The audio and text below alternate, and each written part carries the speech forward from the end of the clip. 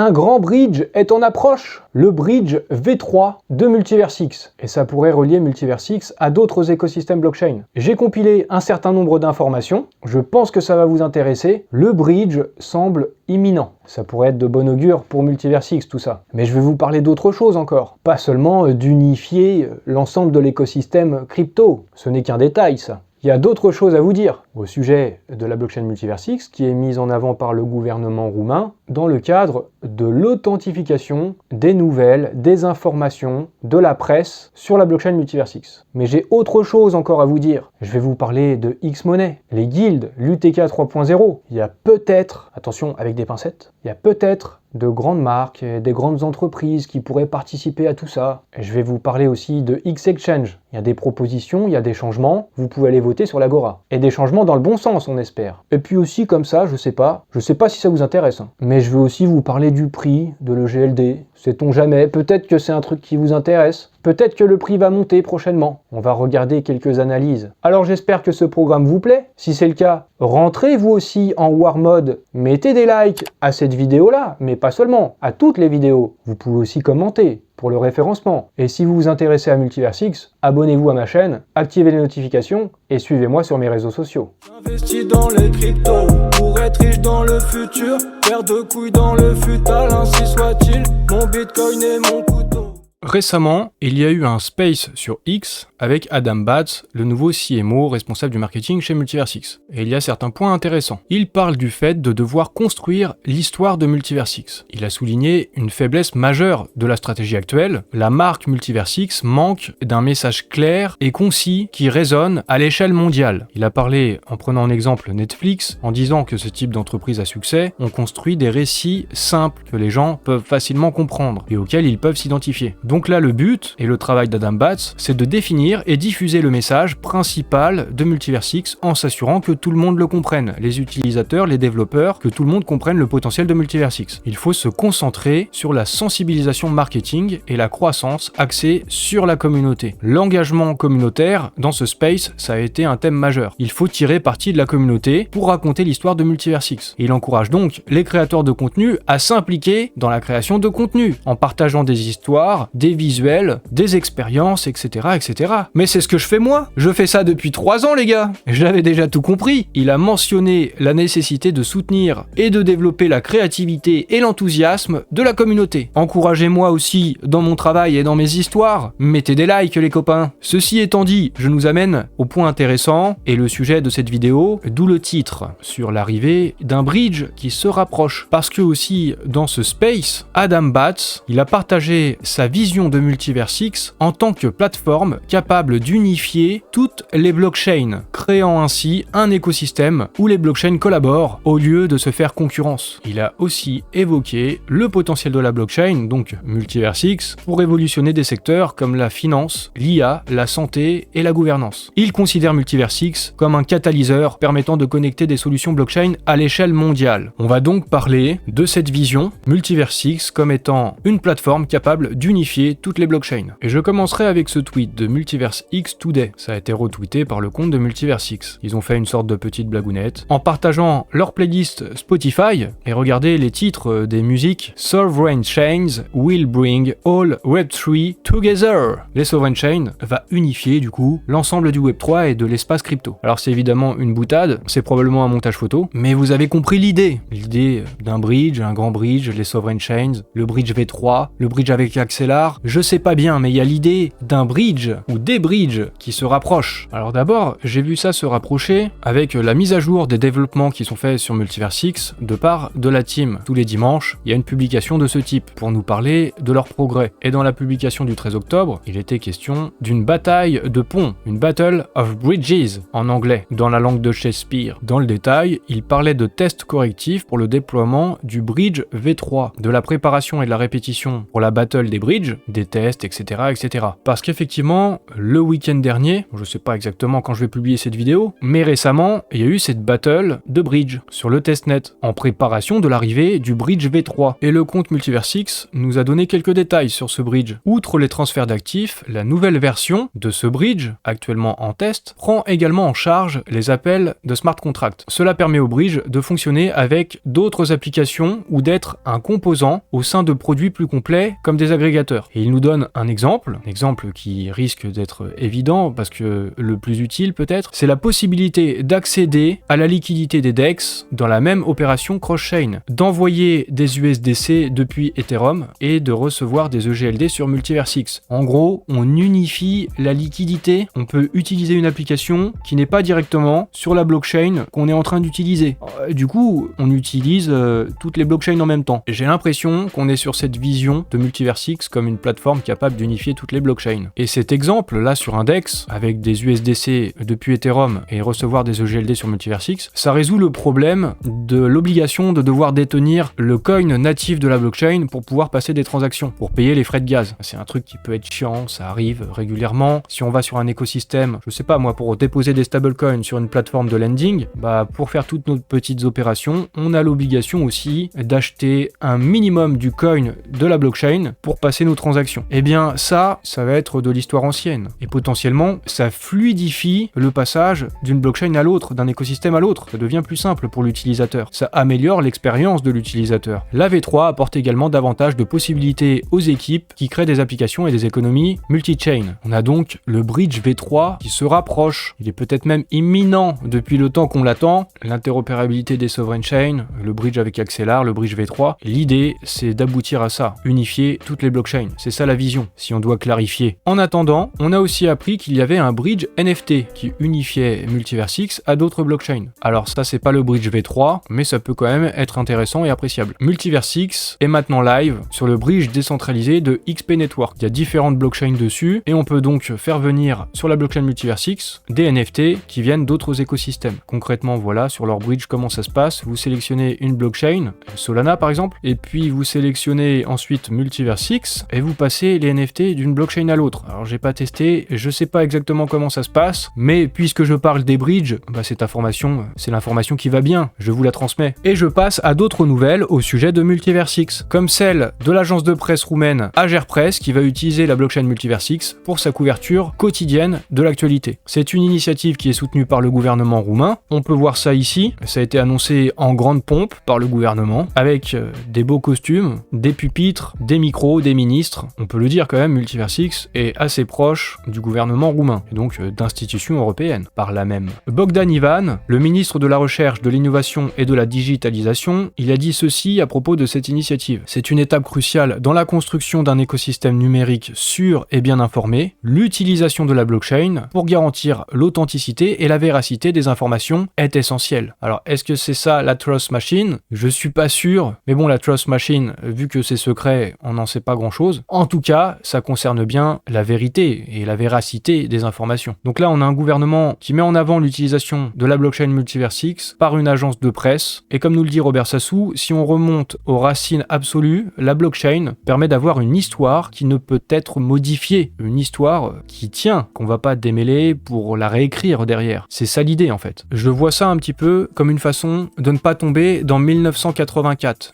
Vous devez probablement connaître ce livre. Si c'est pas le cas, lisez-le, de George Orwell. Ce sera très instructif sur l'époque actuelle. Avant, c'était de la science-fiction. Aujourd'hui, on se dit que ça peut être un vrai danger, la manipulation de l'information. D'où le fait d'utiliser la blockchain. Après, c'est une première initiative. C'est quelque chose d'intéressant avec un gouvernement. Mais j'ai pas non plus l'impression qu'on est sur un gros cas d'utilisation de la blockchain. C'est pas ça qui va faire exploser le nombre de transactions sur Multiversix. En tout cas, pas tout de suite. Il faudrait que ce soit pour toutes les news et puis peut-être qu'il faudrait qu'il y ait plus d'agences de presse qui le fassent et dans plus de pays. Mais il faut bien que ça commence quelque part. Concrètement, ce qui va se passer, c'est que les grands événements de l'histoire ancienne, mais aussi contemporaine, pour les news quotidiennes, concernant la Roumanie, ce sera inscrit sur la blockchain Multiversix sous forme d'une capsule temporelle, un NFT. Ce sera donc pour les nouvelles les plus importantes chaque jour. Je passe maintenant à un autre sujet, le sharding. Et Binance a mis en avant le sharding en disant que c'était cool et que ça améliore l'évolutivité de la blockchain. Et ça, c'est plutôt intéressant parce que Binance, Binance, ils ont quand même une certaine portée. Ils ont publié ça dans un article qui explique le sharding sur l'académie de Binance, qu'est-ce que c'est le sharding, comment ça fonctionne, etc.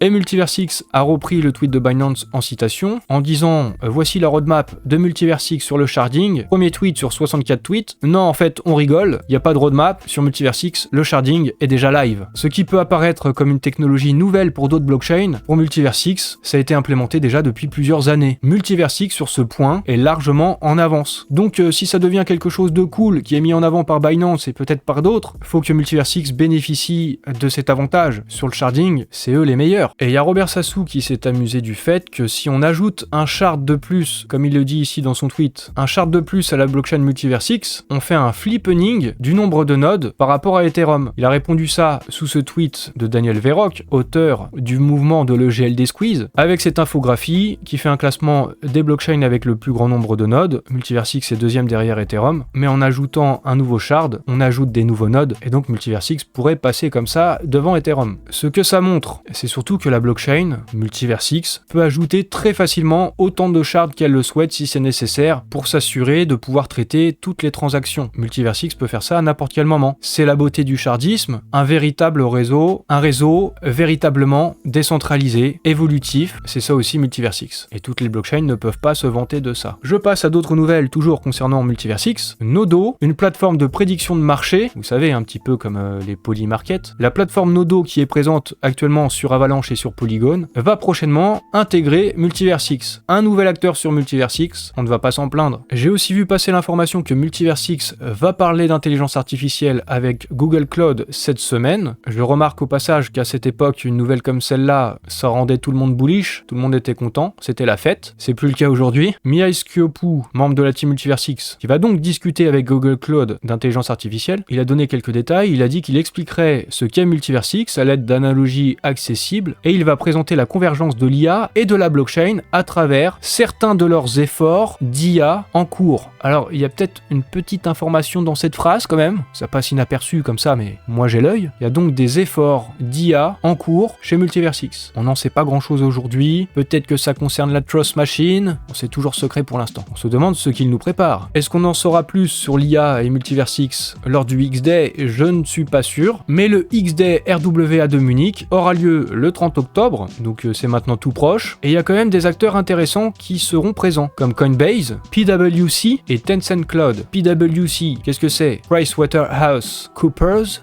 j'ai un formidable accent british, comme vous aviez pu le remarquer avec Adam Bates. Si je le dis, vous mettez un like, d'accord? On est d'accord? Adam Bates et son énorme paire de couilles, voilà, vous pouvez mettre un like maintenant. Mais sur PwC, c'est une entreprise internationale spécialisée sur des missions d'audit, d'expertise comptable et de conseil. En fait, ça concerne le RWA, et c'est quand même un gros acteur qui emploie 364 000 personnes à travers le monde, dans 151 pays. Donc c'est quand même un gros acteur qui est présent au XD de Multiversix. Et en plus, sur le visuel qui nous présente l'agenda du XD de Munich, j'avais pas remarqué, on me l'a fait remarquer. Merci XD Countries. Il y aura aussi Alibaba Cloud qui sera présent. Donc ça, c'est quand même Alibaba, c'est quand même du costaud. Hein. C'est une des plus grosses entreprises chinoises, au même titre que Tencent. J'ai vu ce tweet de Benjamin Minkou où il nous dit qu'il y a des changements d'ambiance significatifs, à la fois cryptographiques et géopolitiques. J'ai l'impression qu'il fait allusion à l'élection US. Et peut-être qu'il s'attend à ce que Trump soit élu, Trump qui est davantage pro-crypto, assez largement, en tout cas en termes de positionnement, par rapport à Kamala Harris. Et dans ce cas, comme il le dit, une vague arrive. Peut-être pas comme les autres. Si elle est pas comme les autres, est-ce que ça pourrait même être le super cycle? Je ne sais pas, mais on l'attend ce changement d'ambiance. On l'espère. On veut la surfer cette vague et aller le plus haut possible. Et ça va être l'idée. J'ai vu passer ce tweet de quelqu'un, c'est nobody, hein. C'est personne. Il a même pas vraiment d'abonnés. Mais justement, ça peut peut-être être intéressant son raisonnement. Il voit des prochains niveaux haussiers sur le prix de l'EGLD. Ça le rend bullish. Il aime ce qu'il voit du graphique. Il a aucune idée de ce que c'est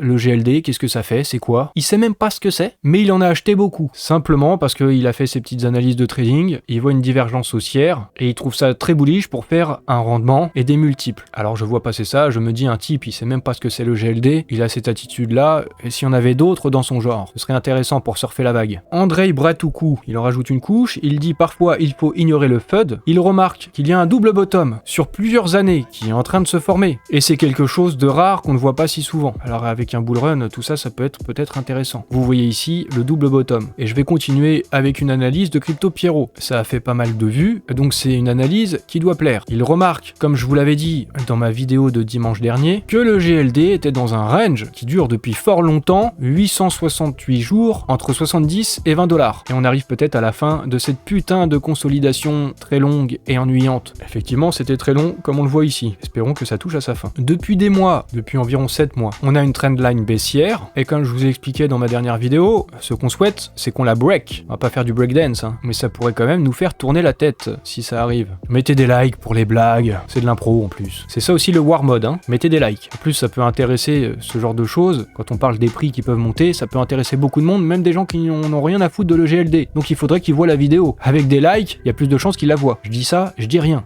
Défendez vos bagues avec les likes. Et Crypto Pierrot, il remarque les conditions de validation d'une cassure de la trendline, le breakout, comme on le voit ici sur son schéma. Pour ça, il faudrait qu'on aille encore chercher un petit peu plus bas, en tout cas par rapport au moment où il a fait cette analyse. Grosso modo, voilà ce qu'il faudrait qu'on fasse. Que le prix descende encore un peu, en gros dans la zone des 24-25,5 $, comme ça on peut casser la ligne de tendance, pour de bon cette fois on l'espère. Il faudra un fort volume d'achat pour le faire, et derrière, peut-être qu'on pourra enfin décoller. On va pas se le cacher, hein. Même si on aime la tech, on espère que ça va décoller. Au moment où j'enregistre ma vidéo, où est-ce qu'on en est de cette prévision? Eh bien pour l'instant, c'est un peu ce qu'on est en train de faire. Donc faudrait peut-être qu'on retourne encore un petit peu plus bas, ici, par là. Peut-être que quand vous regarderez la vidéo, ce sera le cas. Don't panique et observe la suite. Et en parlant de suite, je passe à X-Money. Ils ont fait une mise à jour, et je vous fais un résumé. Les guildes vont être lancées la semaine prochaine. Il y a une nouvelle structure de la tokenomics, c'est l'UTK 3.0, avec une supply d'1 milliard de tokens. Ça avait été approuvé par la communauté. Il y avait eu un vote de gouvernance. En circulation, il y a 704 millions d'UTK.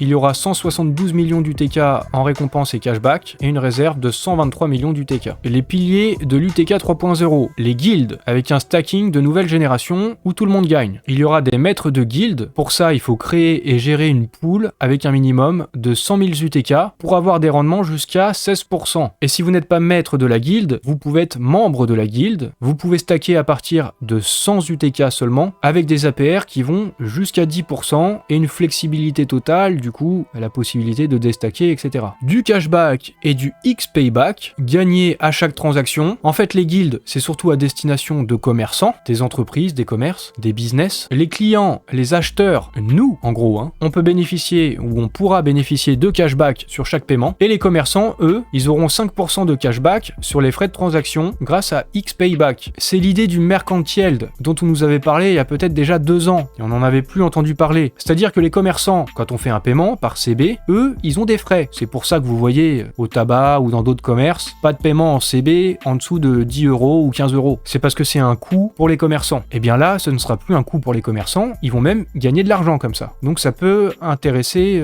des commerçants, je pense, cette idée-là. N'oublions pas toujours, à propos de X-Money, il y a une levée de fonds qui est en cours, et même si on peut le dire, le projet pendant longtemps, on n'a rien vu évoluer, le prix du token d'ailleurs, c'est pas ouf, mais ça pourrait changer. Au passage, à noter aussi, il y aura de la DAO, des votes de gouvernance, et les membres de la communauté, des guildes, ils pourront voter sur l'utilisation des frais de X-Money. Il y a autre chose qui est à prendre avec des pincettes, mais ça peut peut-être être intéressant quand même, c'est X-Countries, il s'est baladé dans la documentation sur les guildes et tout ça, il a vu ce visuel. Et sur ce visuel, ça montre que H&M a une guilde, H&M, l'enseigne de prêt-à-porter, une marque avec une renommée mondiale, et Sneakerheads, une marque de NFT qui a 180 000 followers sur X. Est-ce qu'ils ont mis ça sur les visuels juste pour faire genre, juste pour prendre un exemple, ou est-ce que c'est parce que ils vont vraiment ouvrir des guildes, H&M et Sneakerheads, et peut-être d'autres marques encore, d'autres grandes enseignes? Si H&M est prêt à faire ça, je pense que ça peut intéresser encore d'autres enseignes. Et là,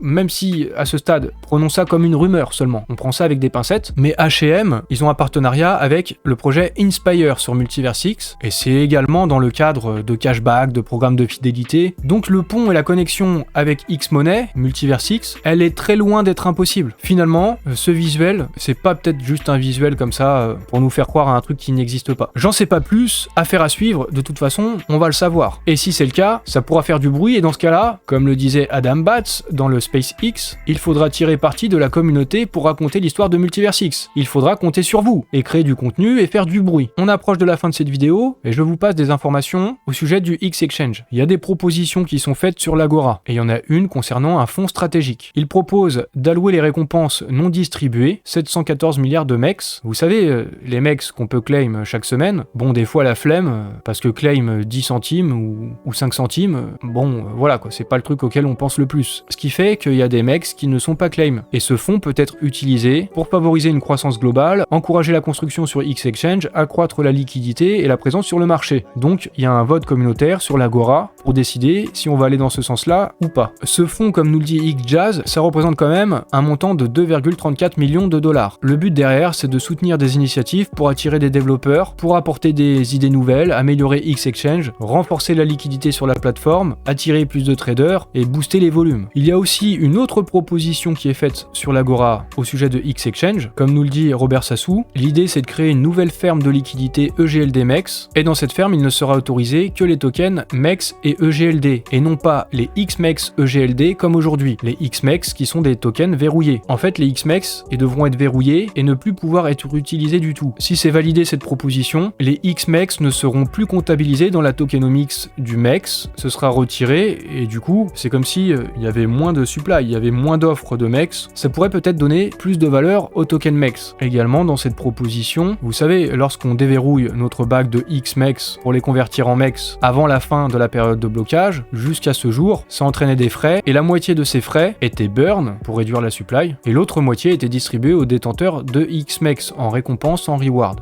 Dans ce cas-là, les rewards, ils seraient de 100%, il y aurait plus de burn, il y aurait plus besoin, vu que les XMEX ne pourraient plus être ajoutés et être utilisés pour faire du farming, et donc ils seraient retirés de la supply. Donc je vous mettrai ça, cette proposition sur l'Agora, je vous mettrai le lien dans la description de la vidéo. Comme ça, vous pourrez aller vous renseigner, donner votre avis, peut-être aller voter. Et pour terminer, je vous signale que le Community Town Hall, le dernier, il a été traduit en français, donc maintenant tout le monde peut aller l'écouter. C'est disponible si vous voulez sur le compte de Benjamin, c'est un tweet du 18 octobre. Et je termine en vous disant notamment que dans ce Community Town Hall, à la fin, Benjamin nous dit qu'il y en aura un prochain de Community Town Hall en décembre, je crois le 10 décembre ou le 14 décembre, je ne me souviens plus. Pourquoi refaire un Community Town Hall alors qu'il y en a eu un récemment? Peut-être pour tenir régulièrement la communauté au courant, mais peut-être aussi, sait-on jamais, parce que entre temps il pourrait y avoir l'arrivée de ce fameux bridge V3, espérons-le. Et dans ce cas-là, il faudrait en parler avec la communauté. Il y a des bonnes choses qui semblent se préparer au niveau des bridges, l'interopérabilité, c'est intéressant. Mais aussi du côté de X-Money, enfin, et même si c'est pour l'instant au stade de rumeur, il y a peut-être des trucs très intéressants. Il faudra voir ça par la suite. X-Exchange évolue, le gouvernement roumain met Multiversix en avant, c'est quand même une institution européenne, ça pourrait peut-être être de bon augure, même si c'est juste un premier pas. Pour l'instant, c'est un petit pas, et puis de petit pas en petit pas, un petit pas pour, enfin vous connaissez la suite, hein, un petit pas pour la communauté Multiversix, mais on espère un pas de géant à l'avenir, c'est pas encore fait. Et le prix, je sais bien le prix de l'EGLD, c'est ça qui vous intéresse. Je connais pas le futur, je vous ai présenté des analyses, derrière on verra bien. J'espère que vous avez apprécié tout ça. Vous voyez, hein, je me donne quand même en vous donnant toutes ces informations. Donc, donnez-moi des likes, s'il vous plaît, des commentaires, des abonnements, activez les notifications et suivez-moi sur mes réseaux sociaux.